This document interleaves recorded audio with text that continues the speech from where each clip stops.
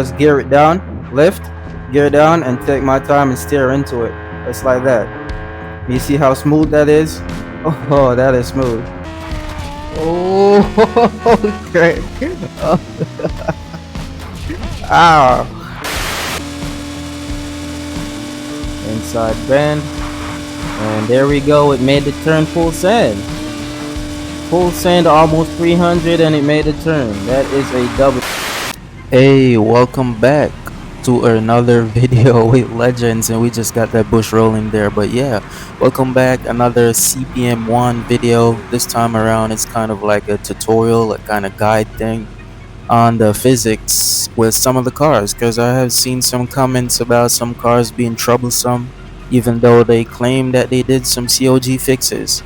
Cars like mine right here, the AMG1. So we gonna fix these up, tune them, fix the COG especially. I think the COG is the main issue that causes these cars to like trip out on the road. They just like they act like boats, like they're leaning from side to side crazy, and they just spinning out above 200 kilometers per hour, which like in real life most street cars, you know, they can't handle the track at those speeds, so naturally they spin out. But like, come on guys, look at this thing. This thing got the aerodynamic, downforce, everything going on for the track, but it is like a pain to drive. The Super drives better than this. So yeah, we gonna fix this car and a few others. I'm gonna show you guys the COG setup, how it acts before and after we have applied those settings. So yeah, before we dive right in though, I do want to give the shout outs. So quick shout out to these guys in the comments that tune in for the previous video. I always really appreciate it, whether it's commenting, dropping a like, you know, supporting the channel overall. So thank you guys for that. And if you want to appear in a future one, just comment shout out down below on anything you like your favorite car, what part of the video, what type of video you'd like to see me make, and I will try to drop you in the next video, as many as possible as I can fit. Alright, so we are back in the garage. I did move the mic a bit. I put the mic on my closed instead now, because I'm going to be using the wheel as demonstration. So I'm not very close to the mic, but it should be clear enough. It shouldn't sound too bad. I'm going to hear how it sounds while I'm editing. But yeah, first car up is the AMG1, and I'm just going to show a quick demonstration of what it looks like without the tuning. So this is what the car drives like normally. I'm gonna show you guys that real quick, and then I'm gonna adjust the COG and test it out on the track, etc., and show you guys what's up.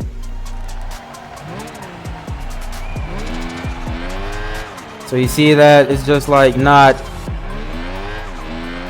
not stable. It's just like it sinks in at the front and it flops around.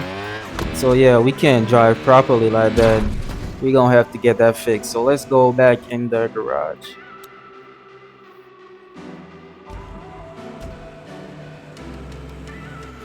And I'm gonna head to the COG. They'll load in. Get to the COG. So this is where the stock COG is. Terrible placement that they put on this car. They need to adjust it. It works better when it's like centered and a bit raised. So like at this spot, I found that it works good, decent at that spot. I'm not gonna say it is the best, but like to get a decent driving experience, that's where I put it.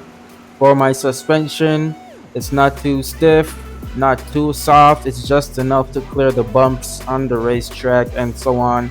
So it's not gonna clip too much into the floor, and it's not gonna like be too stiff and rigid and spin you out. And I'm not using too much steering angle either. So there's that. No incline. The offset is pretty much stock.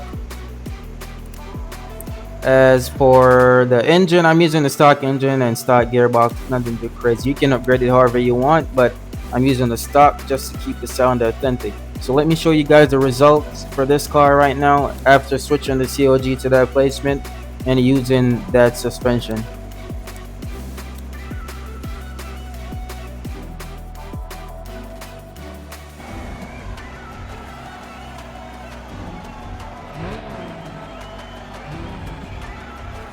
Okay, so this is how it is with the COG changed. Let's go. As you can see, it's a lot more balanced. It's not plopping around too much. And you can just take your time and get used to it.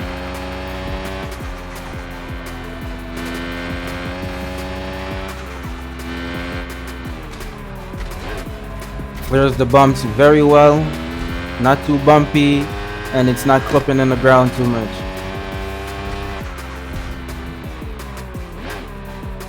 Here we are at the track. I'm gonna hop in the first person view. If you want those settings as well, here's the settings for my first person camera.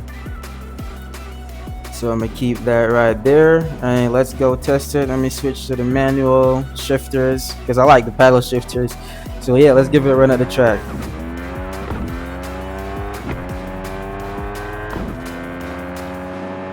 So this first corner up here is always troublesome. So instead of braking too hard or just turning in, I just gear it down, lift, gear down, and take my time and steer into it. Just like that. You see how smooth that is? Oh, that is smooth. Gear down, take my time, follow that line. You don't want to touch the curbs too much because you know that can spin you out too if you're not too careful. There's also, you see these corners around here, you want to take the inside of these as well so that you don't find yourself climbing up the walls. So like this corner here, you want to go to the inside because it's very bumpy at the top. Gear down.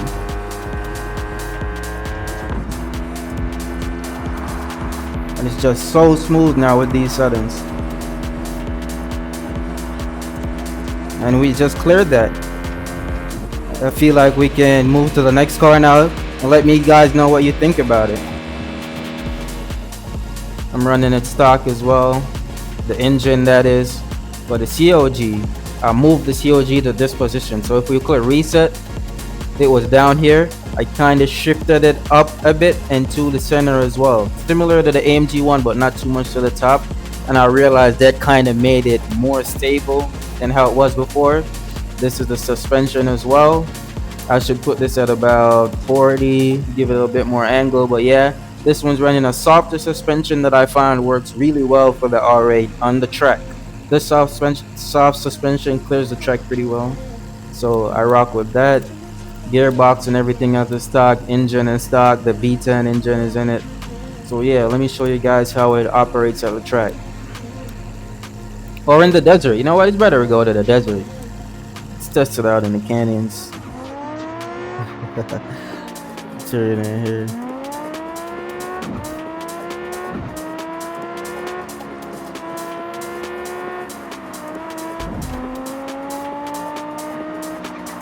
You can see it's not slipping too much. I'm just clearing them corners. Take a jump. Beautiful.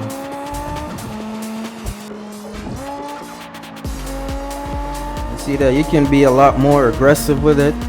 You don't have to worry about being too smooth with it. You can, whip it in them corners. Just slide it in. You can make your corrections and save yourself. You don't have to worry about spinning out too much.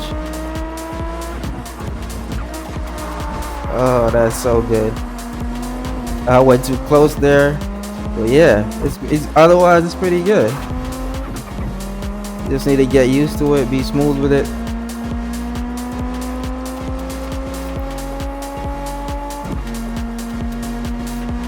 And so I'm gonna show a demonstration on my phone as well. So I'm gonna switch to the phone real quick, show the controls and the controls here as well. So let me quickly just show the controls here. I'm using the wheel, so that's why I can use the gamepad option. And with the gamepad option, you can click the wheel and you can hide the wheel here. You don't have to show it on screen. And you can head to the car options and you can put speed adaptive steering. So what this does, it makes the return speed of the steering more realistic according to the speed of the car. So it's not like too snappy like the regular with tilt and all of that. Even though these settings do still work with tilt, it's better when you have a controller or a wheel that you can use. Even if you have a controller you can use with your phone, the speed adaptive steering works best. And you can use the wheel on your phone as well, the wheel that shows up on screen. You can use that too. So those are the settings that I use on here. I'm gonna show the ones on my phone real quick with the other car that we will be fixing up. So let's go. Where is it at? Oh, here it is. So I do have this. So I'm just gonna give a example. So we're gonna reset that to stock. I'm gonna show how it is when it is stock. Racing. Let's make a bend at full send. Okay, I see what he meant now. So he can't make the corner there.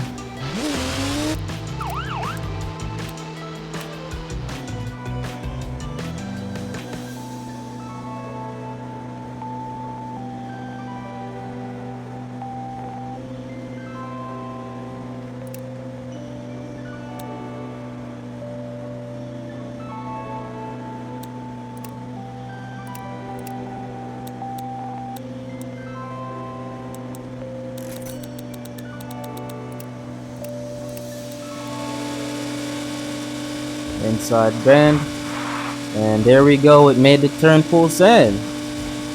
Full send almost 300, and it made a turn. That is a W.